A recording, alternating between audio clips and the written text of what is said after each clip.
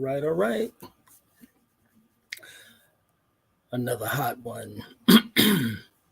Happy Tuesday. It's 7 o'clock, 6 o'clock, 7 o'clock Mountain Time, 8 o'clock Central, and 9 o'clock Eastern Time. Welcome to the show. Welcome to the ride. Getting set up. Denise, how you doing, sister? All right. So yeah, tonight should be pretty damned hot. All right, so I'm gonna go ahead and get started. Tonight is a pound of flesh, and I wanted to do this show because it's one thing historically we know that people have been standing on black people. Whatever we do, whatever we say, people are trying to turn it into something else. People want stuff from us. People try to demand everything from us. Literally, everybody wants a pound of flesh. I mean, we basically, built everything. I mean, we can say the entire world. I mean, we go all the way back to the pyramids, right? We built the pyramids. We built the great nations. We built education, math, science. We built everything on our backs. And then when the crazy white people from Europe decided they were going to come and invade the new world, new to them, certainly not new to us because we were already here. But when they decided to come and invade the new world, they started stealing us, some of us who were already here because we were the indigenous people, and some of us that they stole from the continent. And they built the world, the new world, on our backs. It was all about us. So what we're dealing with now is a situation where people are still trying to put everything on the backs of black people. Everybody wants something from us. Everybody wants a pound of flesh. And at some point, we have to stand up and tell them no, because it's gotten specific. It was everybody, it was all of us, but now they've drilled down to straight black men. I mean, you can't get more specific than that. So I'm going to talk about all the groups who want a pound of flesh from us, even though they aren't bringing us a damn thing. Number one with a bullet, man, white people, white racists. I mean, they want everything from us. They want our style. They want uh, our walk, our slang. I mean, they turned because they were ignorant and couldn't pronounce Negro. They turned it into Negra and then nigger. I know a lot of goofballs like to pretend it's negus, it's king. It's a reach. Stop doing that. They're not. They were never calling us kings. And okay, that's beautiful. We called ourselves kings. I mean, it's what we were, kings and queens. But nigga is not the same as negus. Don't do that. It's really because some of these dirt farmers, wherever they came from, when they came here, they were farming dirt and they were dumb as dirt and couldn't pronounce Negro, uh, and so it turned into Negra, and then nigger, and that's what it was. So that ugly word, now they want that. They want to get so much from us that shit. They even want to take the word that they weaponized against us. They want our culture. I mean, we look back and we look at the history of music in this nation. It came from us, and a couple of times per art form, we have someone who tries to recreate it and take it, and that goes all the way back to classical music because Beethoven was a black man, and he even tried to cover that up. But they want to take everything. So we've done it. We've seen it done with rock and roll, uh, Elvis's goofy ass. We saw it done, or though they tried to do R&B. Although we had some white people come into it who were authentic, like Tina Marie people. of the like. But yeah, there's always an attempt. Jazz, right now you go to a jazz concert and you don't see more of them than us. Just everything they want, and now here's the funny part. Now they want to take oppression. They're trying. White people, particularly white men, are out here lying, claiming that somehow they are oppressed. That if we tell them what they've done to us, it is somehow reverse racism, which is stupid. That doesn't exist. There is no reverse racism. There's racism, and that's it. But yeah, they want everything. An extension of that group would be the Democrats. So we know that historically, black people were loyal to the Republican Party because that was the party of Lincoln. Lincoln freed the slaves. That's the story. And that is pretty much what it was. And then there was a switch along the way where, the original Democrats, the Dixiecrats, got pissed off and they, fled to the Republican Party, and everything changed. And then, the Democrats became the party that paid attention to the needs of African Americans for a while. But the problem is that now they're demanding our loyalty. They have nothing for us. They're not giving us anything. Hell, half the time they've gotten to the point where they don't even promise anything. Right? I mean, look, we sat there and watched Kamala Harris, who I, with zero affection, refer to as Camel Toe. Camel Toe created a situation where she made sure black people knew not to expect anything from her. When she was running for president, she was on the Breakfast Club, and they asked her about what she would do for African Americans if she was elected president. And she made it clear, rolling her eyes and neck with all the ethnicity that she could fake. And she, I'm not doing anything specifically for black people. I mean, and it's pretty clear. She was telling us straight to our faces, I'm not doing anything for you. I don't give a damn, but I still need you to vote. And so when old Sleepy Joe tapped her and said, "This is going to be my VP," and she jumped in there with him, they also together made it clear that black people shouldn't expect anything. I mean, you had a number of black people that attempted to speak with him, speak with Trump, because the position for people, for example, like Ice Cube, and a lot of people who agreed with him, the position was, we're not going to get anything from either side unless we make the demand, unless we have the discussion.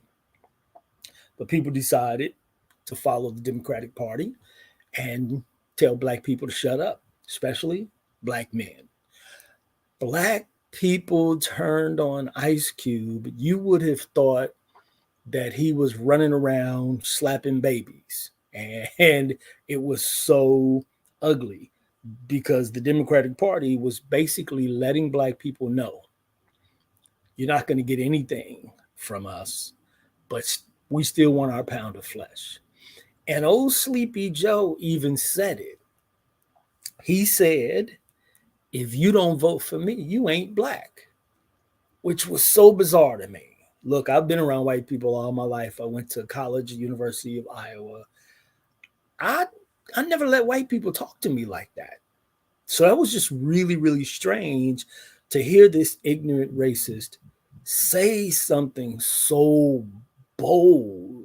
Just, it was wild, to play with people. Like, yeah, I don't let white people play with me like that. So when he said, vote for me or you ain't black, I knew what time it was. They were basically saying, look, vote for me, Negroes, niggers, and you'll still get nothing.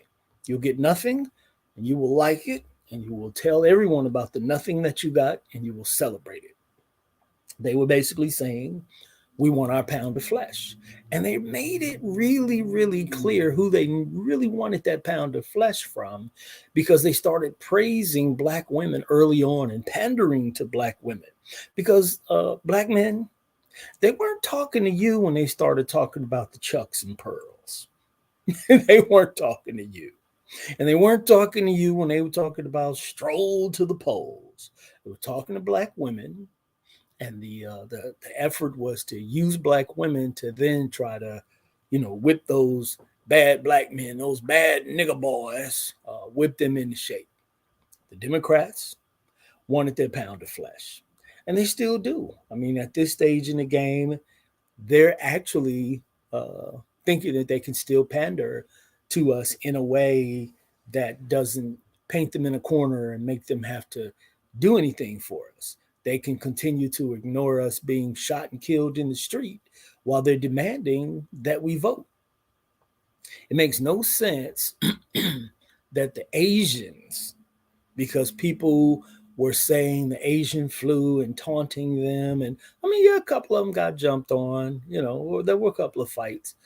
They got instant legislation, the Asian hate, anti-Asian hate legislation for them, and nothing for us. It's a problem. And so they're going to have to really. So there are a couple of things that are happening that the Democrats are doing as far as uh, black people, but they're going to have to really, really make that public and really push that out there and really extend it. And they're going to have to do that before this next election, because what most of us see is just not a lot, but we're being asked for a lot. And so yeah, so they're not the only group that's that's coming at us and asking us for that proverbial pound of flesh without giving anything to us. I mean, everyone at this point, it seems, has decided black people owe us. And they're going to give us what we want, and we don't even have to. We don't have to ask. We don't even have to promise them anything, right? We can just say you owe us. For example, immigrants. I really, and I'm just going to be real, illegal immigrants from Mexico specifically, who have decided California used to belong to them, even though there's some pretty good evidence that African Americans were here first, especially since the state was named after a black woman, Khalifa. So it was funny to me when Arnold Schwarzenegger was the governor, because he was probably one of the few people who pronounced the state's name correctly, California, because it was named after Khalifa, and he called it California pretty damn consistently, and I was so that was pretty funny to me. But yeah, so the illegal immigrants, when they were campaigning all the way back uh, during Obama's reign, they were saying how they had taken the jobs that the blacks didn't want, even though black people were on those jobs when they took the jobs for less than minimum wage. And then they started turning around saying how we owed them to support their cause. But I don't see them supporting us. I see that black men are at war uh, in the streets and in the prisons with a lot of Hispanics. So I don't really see the black brown unity. I don't see it, and I don't think we should continue to support someone's movement that has nothing for us, that has no support uh, for us or for anything that is near and dear to us. So yeah, so that group.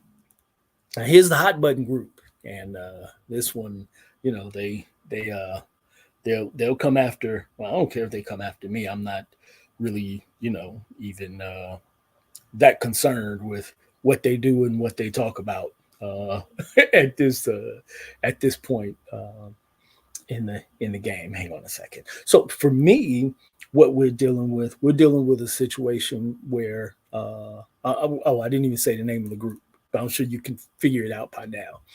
The LGBTQBACTV elemental P people. They've taken half the alphabet. I'm sure they'll take more. So what they have done, just with black people in general, they have made the demand. Somehow, black people owe them. It was the whole that push to legalize gay marriage. They literally demanded out loud that black people support them. They never said two things were missing. I heard the demand. I heard that loud and clear. What I didn't hear was why they felt they could make a demand. I also didn't hear what we would get in return. Okay? Because the truth is, we don't get anything. There was no reason for us to support them. Denise says, I see a lot of exploiting or leasing. That's a good word. I see a lot of exploiting or leasing our struggle. Preston James, what's up, big brother? Yeah, yeah, that's what it is, and this group is no different. The LGBT people, they have decided, they took the rainbow. I don't know why Christians weren't upset, because the rainbow was supposed to be a sign from God, that everything was okay, everything was forgiven. That was, the rainbow. But, that community took the rainbow, and then they took pride, which black pride. That's where that came from, black pride. So everyone wants a rhythm without the blues, right? They want they want to be able to take, everything that comes after the rain, everything that comes after you break the dirt and you get the rain. They want everything after that. They want all the beautiful stuff. But I think that LGBT community is dangerous. And, I know, again, you're not supposed to say bad stuff about those people, because they demand we just, love them, support them, and let them be great, whether we're great or not. But here's why they're dangerous. There's a number of reasons why they're dangerous, because all of their propaganda is targeted at black people, and it got so specific that they started targeting straight black men. The reason why that's a problem, number of reasons. Straight black men have basically, well, the black community in general has always been like a harbor, a place of freedom and escape for anyone, for anyone. I mean, we're the Statue of Liberty. That's why the French, when they created the Statue of Liberty to give to America, they used the black woman, because they knew what was going on with black people, and that's what our community has always been. And so for that community, the gay community now, and let me be specific, the white gay community, because that's really what we're dealing with, an extension of white supremacy. White supremacy is what what LGBT, that's what all of that is about. It is about white supremacy. It's not just a gay movement. It's more white supremacy than anything else, because that community either mistreats black gays or they completely ignore them. People made demands that black men, straight black men, put the cape on and go rescue Brittany Griner. No one made a demand of the LGBT community, even though she's allegedly a part of that community. And I say allegedly, not that she isn't a lesbian, but allegedly a part of the community, because they did nothing for her. They just kind of left her out there and said nothing, did nothing, gave not one damn. And so that's why they're dangerous. They're also dangerous. Denise says she's mad about the hijacking of the rainbow and pride. Yeah, me too. How do you just take some things that were in existence and just decide they're yours? I mean, hell, they're taking the alphabet. They're taking half the alphabet. The other reason why that community is dangerous is because they, like other communities, are targeting straight black men. So, in case you don't know and you've been under a rock, the trans people, men who have decided that they are women, and maybe they got the operation, but their DNA says that they're men, they have not only demanded that we respect and accept I guess respect is different because you can still respect what someone is going through. But they demand not only that we accept whatever they've decided to say, but then they started creating propaganda specifically against straight black men. The first piece that really, really bothered me was when they started calling us the saying that straight black men are the white people of black people. Now, if that isn't an agenda that is completely hostile to black people because it's attacking straight black men, I don't know what. Like that's not an ally. That's an enemy. That's not an ally. An ally doesn't speak to you that way. An ally doesn't single out um, a portion of you, a portion of your group to attack and to try to pretend that, you know, that portion is the problem. Oh, yeah, everybody else is okay. They even went as far as to say that black men, straight black men, dislike femininity on a scale of women to feminine men. And I'm like, you know what? Get the entire fuck out of here with that. Because that's not who we are. Straight black men are not the ones who are running down the street chasing gay people, trans people, and there are other people who are different to try to kill them. We know who's doing that. That's white supremacy. That's their job. That's what they do. That's not us. We're not as homophobic as they try to pretend that we are, which I hate that word, but we do not dislike gay people as much as they try to say that we do. But in order to further their cause, they have to have a boogeyman. The white man is the boogeyman. Yes, everybody's boogeyman. He's out here fucking with everybody. So they created a new boogeyman, which is straight black men. That's a problem. That's a problem. That's really really dangerous, and we have to stop allowing people to get their pound of flesh because they started going too far. Trans people have gone so far now that they are demanding that straight black men not only accept them, but that we love them, protect them, provide them, and recognize them as black women.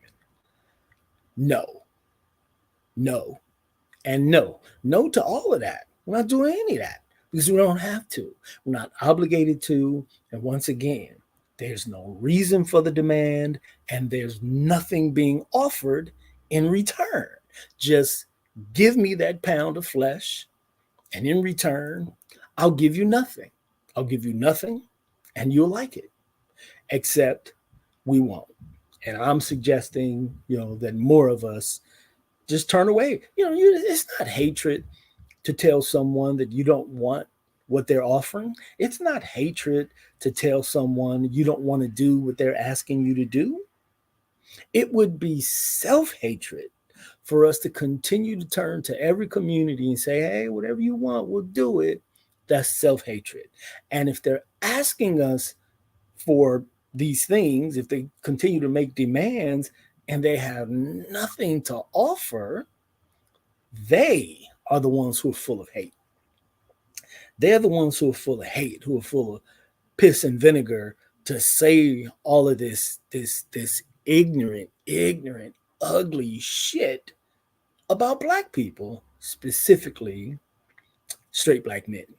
The fact that they thought they could cancel Dave Chappelle simply because he told a joke that really didn't call for violence, didn't call for hatred, the jokes he was telling, and he even included the fact that he had a trans friend whom he loved, who thought he was the shit. But the fact that they tried to cancel him and that they used a confused black woman to come after a straight black man, that's problematic. They wanted their pound of flesh. That's what they do. That's what everyone does, especially in this country. Now, this last group that I'm going to mention is really, really, this one is difficult. And I know that people are going to have a hard time with this one. But the next group I'm going to mention that wants their pound of flesh, black women. I'll do the caveat, not all black women, but enough. Enough. So you spend from uh, the 70s, late 60s, early 70s, up until about 5 years ago, maybe seven, somewhere around in there, with the whole I'm an independent woman, I don't need a man, men are beneath me, we're outpacing you, we're doing this, we're doing that. Somewhere around 5 to 7 years ago, the needle dropped on this whole remix, which was they want now providers. So for 50 years, you've been saying, you got this. You don't need us and it's all good. Then all of a sudden, you need us and you demand that we just bring you in and provide. And what do we get? So if you're in your 20s and you're about to get married, two young people, they're going to, maybe even in your 30s, right? Early 30s, you're going to start a family, man's doing well, and you guys make the conscious decision, I'm going to keep working and I'll take care of everything because you're going to have children. Okay, I get it.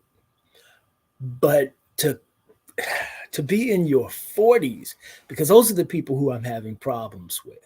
The women who are in their 40s and 50s who are demanding that men be providers, who are demanding that men marry them and take care of them so they don't have to work. Something is wrong with you. And that is a pound of flesh that you are starting to get less and less of. Because two things. In order for us to survive off of one income, there is going to be a hell of a struggle. And so we go back to the same things that I talked about with the other community. You're asking for something, demanding something. What is the reason for it? We're not getting any reason. Saying that because you want it is not a reason. I still want Halle Berry. I'm still not going to get what I want. Right? So you got to do more than just say that that's what you want. Then the other thing, which is even more crucial, what do we get in return? And the answer is usually nothing. So we're talking about women who are over 40, either had kids and they're grown. Many of them can't have children, right? So what are you going to do? You're going to just sit around and you're going to allow the man to just struggle? That's a pound of flesh that you just can't have. You just can't have it.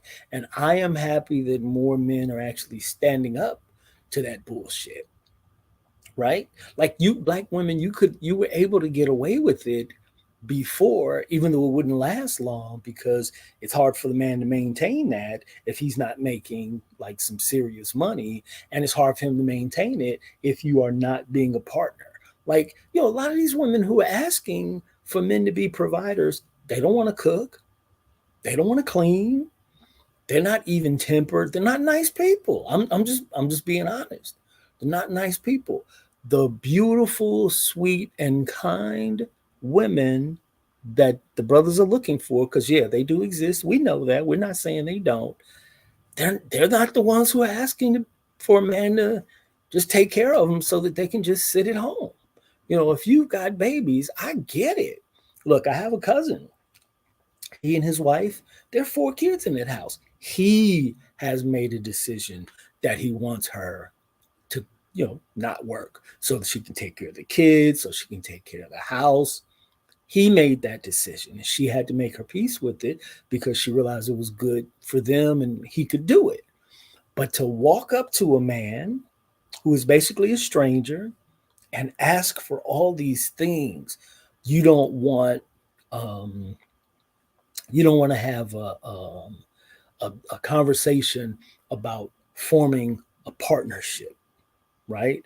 You don't want to talk about how, you know, I'm going to do these things to make your life easier if I don't have to work. I'll take care of, the house. I'll keep everything clean. I'll take care of you and keep you happy, speak to you in even beautiful tones and, want to do the do. I'll keep myself ready, and we'll make it happen. I'll also cook. Make sure that you're fed well. But if you're not willing to do, you can't continue to talk about how black men are oppressing black women, how there's some fake patriarchy, because we're clearly a matriarchy and have been for a very long time. So you can't create a situation. Sean Berry, how you doing, sister? You can't create a situation where you're just saying stuff that isn't even true. There is no patriarchy in the black community. It's a matriarchy. And so my point is, you've got all of these demands, no foundation, and there's nothing we get in return. You just want your pound of flesh because other people are making their demands to get a pound of flesh. And it's just not going to happen. Look, in general, the black man, particularly straight black men, have been the scapegoats of a lot of things in this country. A lot of things. They've been the scapegoats for a lot of people who have just decided they want X, Y, and Z from black men. You want your pound of flesh, but you have nothing to offer and you have no foundation. And I'm not saying, that last group, black women, I'm not saying that black women don't have anything to offer. Black women have plenty to offer. They are our natural mates. But when you are coming to the table, speaking of table, and you say silly shit, a man can't ask you what you offer. You say, I am the table. You are not the damn table. You are not the damn table. Grow up. Stop saying that shit. When you are coming to a man, the straight black man who is already under siege, we're being shot down in the street like dogs. You got to come and tell us what you bring in. And if you're not willing to do that, that's okay. That's okay. If you're not willing to do that, then stop making demands. Just stop. Let's just, every person, every grown up, take care of yourself. Go out there and do your thing. Do the thing that makes it make sense for yourself. Because at this stage in the game, black men, straight black men, are starting to talk to each other, and we're starting to talk to each other about things that make a lot of sense, things that may not have made sense to us before, things that won't make sense to people who are depending on us to get their pound of flesh. They're not going to make sense to the LGBT community, not going to make sense to Democrats, they're not going to make sense to a lot of black women, they're not going to make sense to white racists.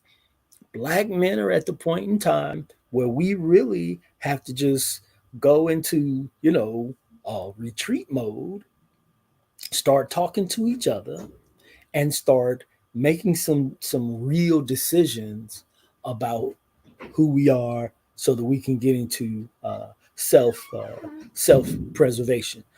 Denise Young says, reducing ourselves to an object in order to justify silly demands. Wait, so which community are you talking about, Denise? Who is reducing themselves to an object? That your comment's a little confusing, so you might want to, if you can, reword it. I didn't really understand it, but anyway, we got to get to the point, black men, where, oh, okay, I get it. You're talking about that I am the table concept, that comment that they're reducing themselves to an object. I get it in order to justify the demands, because they don't want to explain or deal with any demand from black men. So instead of dealing with, the black man's demands, they're just saying, I am the table. So don't ask me what I'm bringing. Just give me what I want. Okay, I get it. I got you. Yeah. So black men are getting to the point, and I need black women to understand this. I don't give a damn if anybody else understands, but because black women are a natural ally, I need black women to understand that black men, more of us, are starting to deal with self-preservation. We're starting to deal with the the sheer fact that a lot of people want things from us but have nothing to give us, right? And we're going to start well, not start, we've kind of already started a silent revolution. And that silent revolution, number one, is to say, hell no, you can't have shit. If you have nothing to offer me, I am not going to offer you anything. So all the free rides, Dr. King said it. A man cannot ride your back unless you bend over. Was it King or X? Now I'm confused. Both of those brothers said something similar. But the point is, a lot of straight black men are having some real conversations about what we're doing, who we are, and how we're going to deal with the world. And part of that is to stand up. Nobody can ride your back unless you bend over, and we're just not in the position where we want to, bend over for anyone. And that includes you, black women. That means that we still love you. We still desire you, like many of you still love us and desire us. But you have to come to the table with more than I am the table. You have to come to the table with some things that we need. Now, I would say that about every other group. So it may seem like I'm being more harsh on black women. But the reason why I'm saying that to black women is because, quite frankly, you're the only community that we're still, the only group that we're still willing to negotiate with. Anyone else, they can just straight go to hell. I don't care what white people want. Fuck the Democrats. Fuck the LGBT. Fuck the illegal. Fuck everybody. I don't really give a damn. I'm not giving anybody anything. They all kiss my ass, except black women. We've got to come to the point where we actually start to negotiate with each other. What are you bringing? Here's what I'm bringing. What are you going to do? Here's what I'm going to do. What do I get? Here's what you get. These are the things that we have to start looking at. Otherwise, and I keep saying it, otherwise we're over. And it's damn near over. So we got to do something. Denise says self-preservation is necessary. The data shows that you're perishing emotionally, mentally, physically, socially, politically, economically. You better start saving yourselves. It's real talk. If black men don't start saving themselves, which means they have to protect themselves against everybody, including potentially predatory black women, we're over. And if black men are over, guess who's over right behind us? Everybody else. That means black women and children. Everybody will be over. So I think it's time. That's why I wanted to do this piece tonight and talk about that pound of flesh that everybody's asking for. That at this point, black men can no longer afford to give. We need to, again, we can and should be open to black women, but also, I know people aren't going to like this, but gay black men as well, lesbian black women. We're black people. We have to come together and decide, here's the things that we're going to work together on, and we're going to do this as a community. Otherwise, leave us alone. Period. That's just where we are. If you want, and we're only going to be open to other black men, other black people, which is, gay black men, whoever, not that trans stuff. We're not dealing with that, and we're not dealing with you if you are a part of the LGBT community, because that's not the black community. Everybody within the black community has to start to come together. But straight black men are already talking about self-preservation because we're the ones who are getting our asses kicked the most in this country. We're getting shot down, hunted. We're getting shot down like dogs. We're being targeted. Hell, we're being targeted on social media. We're being targeted. We walk down the damn street, not just by the cops. We're being targeted by Karens who are, following us and saying crazy shit. Oh my God, he looks dangerous, and calling the police on us. We're being targeted by so many people. We're at the point now where there's time for it's time for self-preservation. So that's the nice topic. I hope that as more people watch it, we can start to create some real discussion. So please like it and share it, like it and share it. Let's make this go to all the places that it needs to go so that we can have some real discussion. So thank you for taking your time to watch another video from Black Love Today. And had one more. Denise, I just heard that 97% of the black people that police kill are black men. How about that? How about that? Yeah, it's absolutely right. It's absolutely right. So that's why I don't get into the whole, we talked about it before, Denise, the whole suffer Olympics, who's suffering more. Like, look, in certain areas, you know, this group is getting it. In other areas, this group is getting it.